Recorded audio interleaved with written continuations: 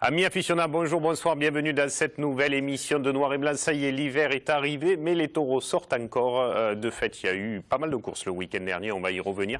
De belles affiches, de bons taureaux. Jackie, merci d'être de retour avec nous. Vous étiez à Paris, vous étiez invité par le Club Taurin parisien pour parler ou présenter la course camarguaise et votre dictionnaire sur la Camargue. Donc vous êtes en fin de retour cette semaine, tant mieux. À vos côtés, Gérard Muscat qui était là la semaine dernière et qui n'a pas bougé. Et l'occasion aujourd'hui, dans cette fin de saison, de recevoir deux personnes que nous voulions recevoir depuis un petit moment. Renaud Villemeza surtout. Renaud, merci d'être là parce que vous avez sorti une vraie royale. Avant c'était plutôt des complètes, là c'était une royale d'une grande piste. Complète, c'est bien. Donc dans les arènes de Vauvert qui a été très bien, très bonne. Donc on va y revenir surtout avec votre taureau vedette Mesrine. Et à vos côtés notre ami Yves Granier, dit la Maïs, qui récupère doucement après la fête de Galargue. Ça va Yves? Ça va très bien. Vous avez l'air un peu fatigué? Non, non, ça va, j'ai fait une fête honnête. Honnête? Oui, je crains le pire. Alors, si elle a été honnête, je crains le pire. Allez, quelques infos, comme d'habitude. On vous donne les horaires de diffusion de Noir et Blanc. Vous savez qu'aujourd'hui, il y a deux antennes, celle de TV Sud Camargue-Cévennes et celle de TV Sud Montpellier. Et donc, voilà les différences d'horaires. Et puis aussi les horaires sur la chaîne Marseille, si vous êtes dans le 13. Ou si vous avez les box, vous pouvez avoir presque toutes les chaînes en même temps. Donc, à vous de jongler pour les horaires de diffusion ou de rediff pour que vous puissiez voir l'émission quand cela vous convient. Comme d'habitude, le début d'émission, ce sont les taureaux dans la rue chère au petit Romain Beaufy. Bien sûr, le week-end dernier, 11 novembre oblige, c'était les Saintes-Maries et les traditionnelles abrivades. 3 jours d'abrivade, mais 3 jours de vent, ce qui fait que ça a été un petit peu compliqué et frisqué pour les gens qui étaient sur la plage. Mais on était aussi à Galargue, Yves, ou bien à Saint-Bresse.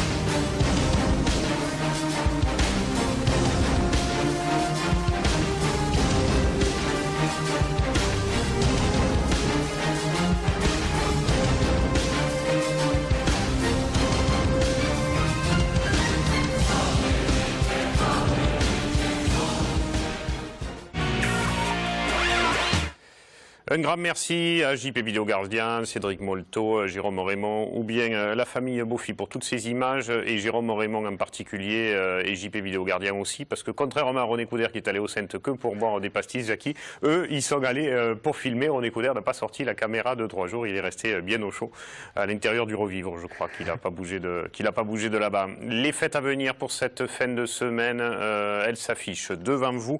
Pas mal de choses avec tout d'abord 2 journées taurines, le 15 et le 16 novembre à la Manade, au Banel, à Saint-Gilles. Le détail, bien sûr, vous retrouverez tout ça sur Facebook et un petit peu de partout.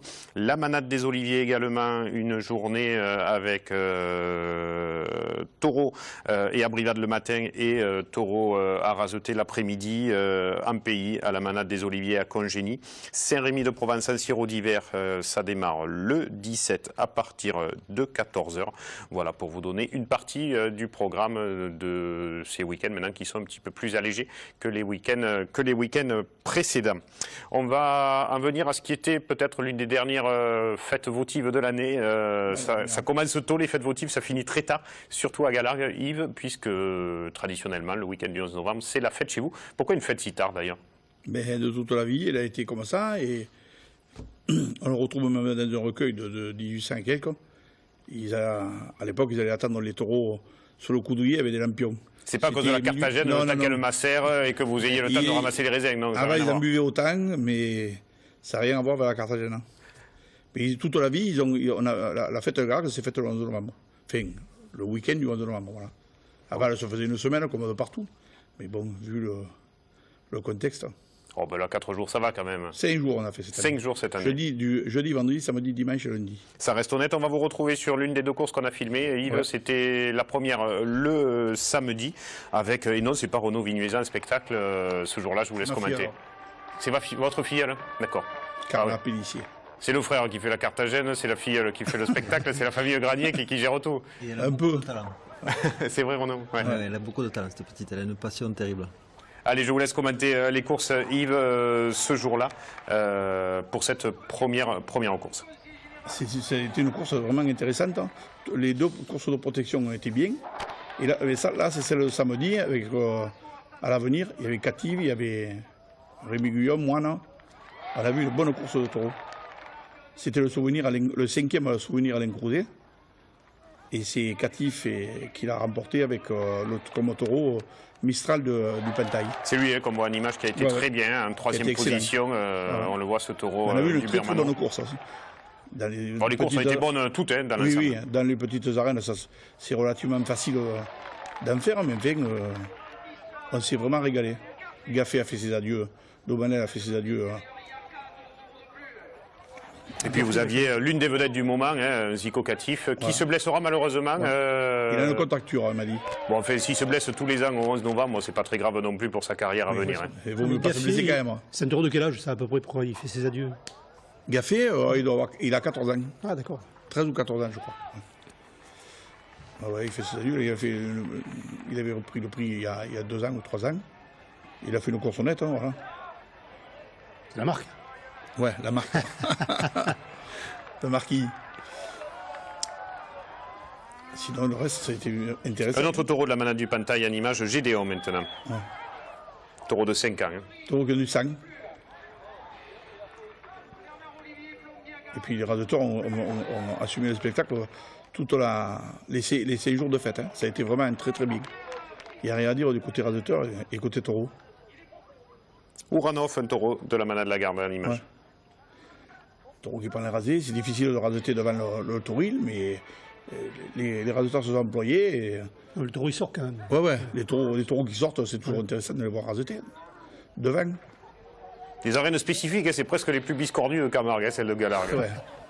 Il y a 6 angles. Ça tient à quoi, au Galargois ou... Non, ça tient qu'avant, les arènes étaient sur le coudouillet, puis quand on les a descendus à 60, on a pris la... C'était là où on mettait les manèges. Hein. C'est une piste carrée. Elle monte un peu aussi. Voilà. Et dernier taureau en image de cette journée, le dernier, le 7e, Grasset de la manade de Félix. Ouais. Un taureau jeune, un taureau de 5 ans, qui a été bien. Voilà, après, bon. Grand merci à Raymond Ferrière qui était de la partie ce jour-là, ce samedi.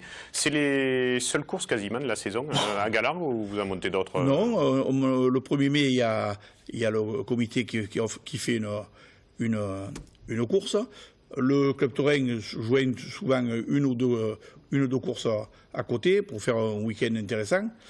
Et le 14 juillet, il y a toujours une course.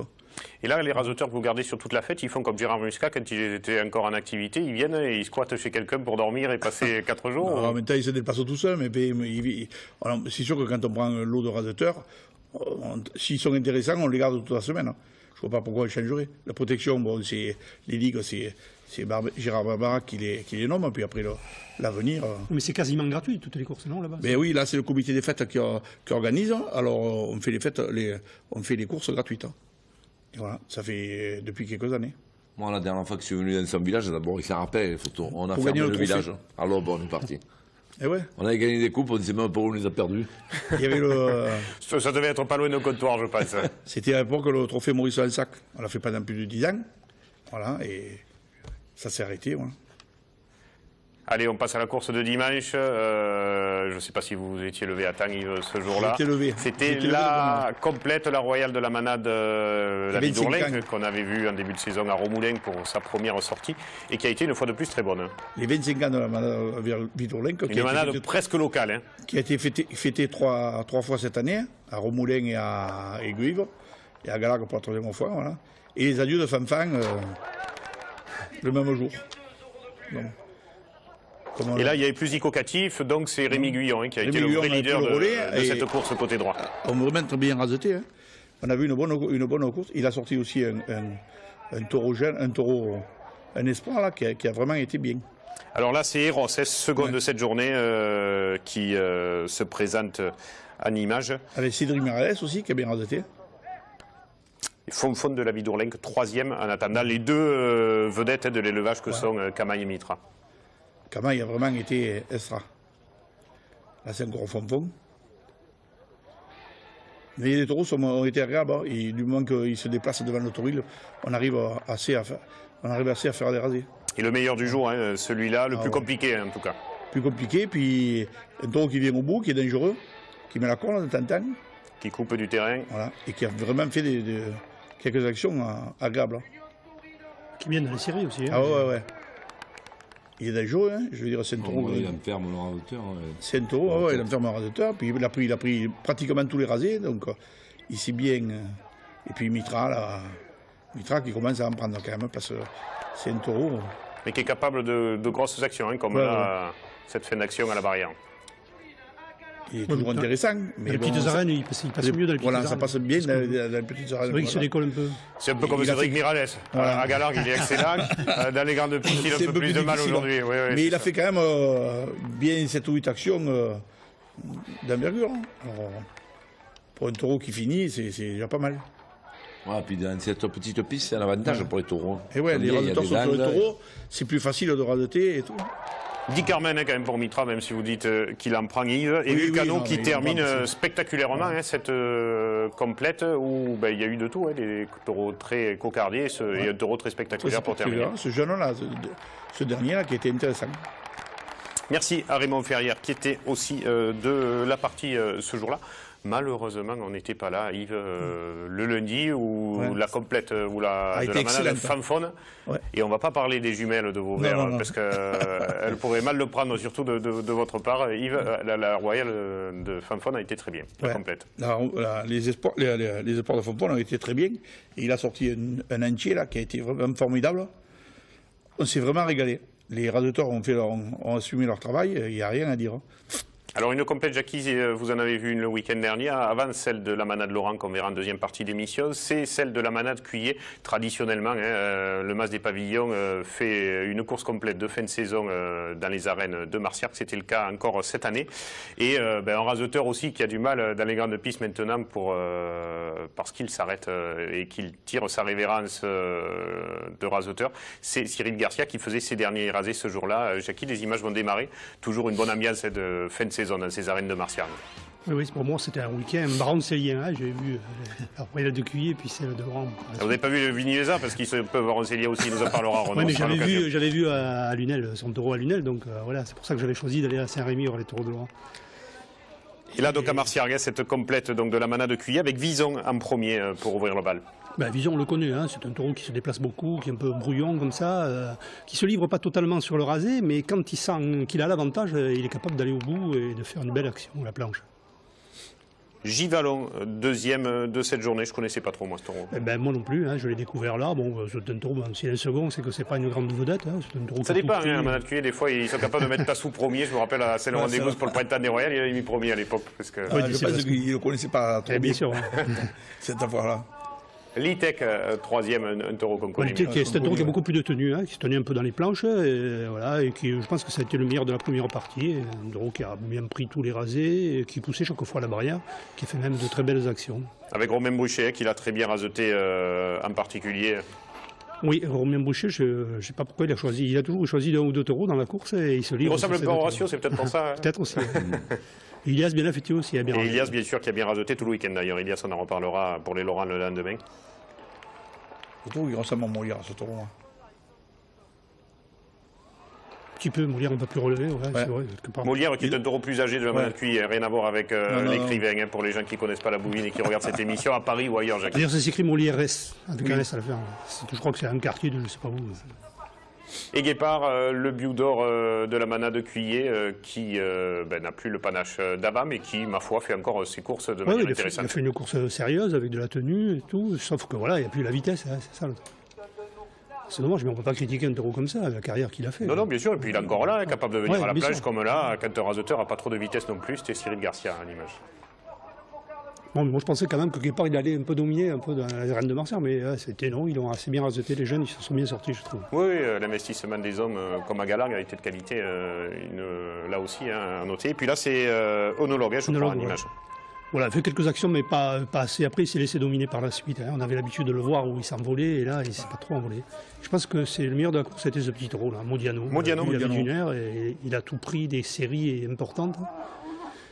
Sauf que quand il se décolle un peu, il a du mal un peu à se tourner, mais dans la planche, il est extraordinaire. Et puis alors, quelle volonté. On l'a déjà vu, ce taureau. Moi, je l'ai vu déjà une paire de fois. Oui. C'est le taureau qui a toujours qui a du gaz.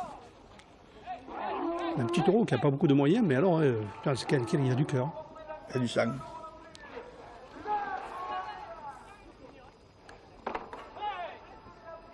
Et Passero fut le dernier ce jour-là, Jackie 7e, taureau qui marquera les derniers rasés de Cyril Garcia. Voilà, c'est un taureau qu'ils avaient choisi pour qu'il fasse ses derniers rasés. D'ailleurs, il n'y a pratiquement que lui qui l'a rasété. Un petit taureau assez facile sur le rasé, mais bon, qui a été agréable, fini.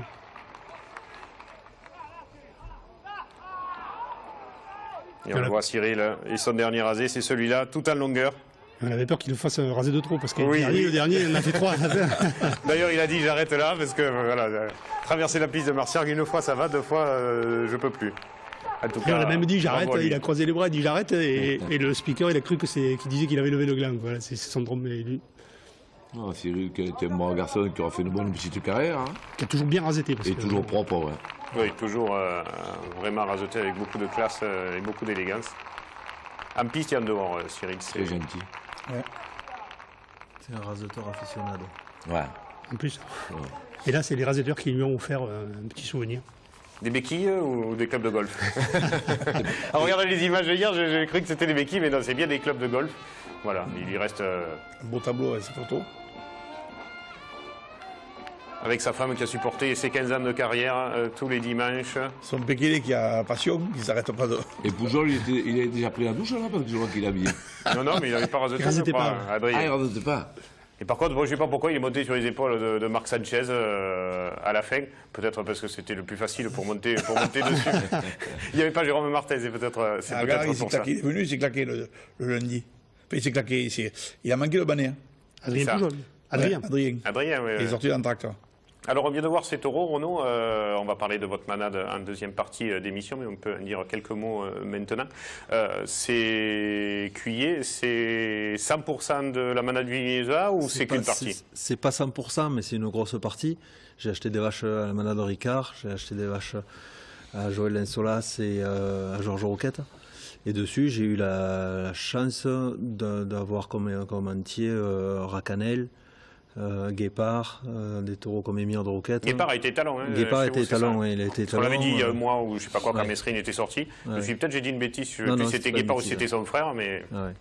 Et c'est là où quelque part je suis un peu fier de mon choix, c'est que le jour où je l'ai choisi, Pierre Cuillet m'avait dit je mets 2 taureaux neufs à Saint-Laurent, tu prendras celui que tu veux. Il y avait eu un taureau explosif, le vrai Cuillet que tout le monde recherche ce jour-là, et Guépard qui avait été taureau sans moyen. Plutôt faible physiquement, mais qui j'avais décelé un peu le pas qu'il avait, quelques qualités que je recherche dans les étalons, et puis tout le monde était surpris. Je leur dis, je prends le petit là. Bon, ils m'ont regardé avec des yeux bizarres, mais bon, je suis content de mon choix, et pour eux parce que ça a fait un grand taureau, et pour la manade parce que ça a été un bon étalon. Et finalement, vous avez fait un peu comme Joël Lensolas qui avait pris Tristan 10 ans plus tôt pour être grâce à lui que le taureau a eu une descendance. Sinon, il n'aurait jamais sailli. Un biodor qui n'aurait jamais sailli. Ah ouais. Et oui, il n'a pas sailli la manade de Cuillet. Et sur les 2 taureaux dont vous parlez, Tristan et Guépard, Jean-Mathieu qui était à mes côtés sur la manade a été influent dans ces choix-là aussi. Toute l'expérience de Jean, effectivement. Et aujourd'hui, la manade, c'est combien de bêtes, Renaud? Aujourd'hui, il y a 180 bêtes. une cinquantaine de vaches, entre 8 et 10 taureaux qui peuvent courir entre l'avenir et les as, et puis les taureaux jeunes, les espoirs, les petites vaches. Les premiers produits de guépard sont déjà là Les premiers, alors j'ai eu peu de mâles de guépard, j'ai eu que 3 mâles. J'ai eu Mesrine, j'ai eu Mesrine, c'est un fils de guépard. Mesrine est un fils de guépard, j'ai eu Bail, et j'ai un autre taureau qui est en devenir, qui est un peu compliqué, mais qui peut faire encore quelque chose. Et par contre, j'ai eu énormément de vaches, et quelque part, c'est une chance parce que c'est l'avenir. Comment vous arrivez aujourd'hui à gérer les deux, puisque vous avez une double activité, l'activité de spectacle équestre d'un côté, puisqu'on vous voit de partout en Camargue, mais aussi ailleurs, puisque vous allez régulièrement dans le sud-ouest, mais pas que, hein, on vous a vu sur Facebook sillonner les rues parisiennes. Oui, Paris, on était à Budapest, on était à Rome, là j'arrive de Vérone en Italie, on bouge pas mal en Europe, on était au Maroc aussi. Dans les arènes de Vérone, vous étiez? Oui, non, on était sur la foire de Vérone, mais non, les arènes n'étaient pas dans le spectacle. Après, allier les deux, c'est simple parce que quand je suis dans le spectacle, je reste quand même sur ma culture, sur ma passion. Et ce que je fais en spectacle, ça n'est que ma culture qu'on a chorégraphiée, qu'on a mis en scène. Après, il y a de la logistique autour de ça, mais ça reste mon métier, qui est le métier de gardien manadier. Et pareil, avoir des taureaux qu'ils soient bons ou mauvais, autant qu'ils soient bons, on fait tout pour qu'ils soient bons. Voilà. Après, bon, c'est difficile parce que c'est une manade qu'on a créé de A à Z, sans moyen au départ, et il faut trouver des herbages, il faut pérenniser, voilà, c'est difficile. Mais bon, le spectacle aide la manade, et voilà. Manade qui est la reine, hein, vous n'êtes pas trompé d'endroit, hein, vous êtes pas loin de Sommade, d'un petit peu tout ça. Voilà, ouais. Puis moi j'étais quelque part élevé à la manade au Banel, j'ai appris mon métier chez Laurent, et donc ça reste Brancélien, et Brancélie, il a toujours eu un pied au Kellar. Jackie, vous retrouvez cette marque de fabrique de Laurent, d'écuyer que vous avez connu, de Joujou, Paco, etc., dans les taureaux que sort Renault aujourd'hui? Mesrine, on voit que c'est un taureau, c'est un baroncélien, un taureau qui a de la tenue, et qui fait la barrière, qui se livre, qui laisse venir un peu les hommes à lui, mais qui s'engage à la sortie. Voilà, c'est des taureaux comme ça. Moi, j'ai toujours aimé les taureaux comme ça. J'aimais les taureaux de Laurent. Voilà. En plus, ça correspondait bien à ma manière de raseter, un taureau qu'il fallait aller chercher, mais qui se livrait après à la barrière. Puis alors, le gros taureau, on a un taureau qui marque, quoi, je veux dire. Un taureau puissant, voilà. Il a la prestance, quand je le vois, on dirait un cheval qui sort. En plus qu'il est beau, et moi je l'ai trouvé très bon. Il est fier quand il piste à lunettes, il était impressionnant. Bon. Je pense que c'est un taureau de grande piste, et qui va s'affirmer, parce qu'à 8 ans, il a de la marge. Ben écoutez, ce taureau Mesrine, mais surtout ses cousins, frères ou sœurs, non pas sœurs, mais ce sera tout de suite après. Cette page de publicité avec ses ancêtres, mais qui sont peut-être aujourd'hui plus jeunes qu'eux. C'est la manade Laurent, ce sont les deux complètes qu'on vous propose en deuxième partie. Ne bougez pas.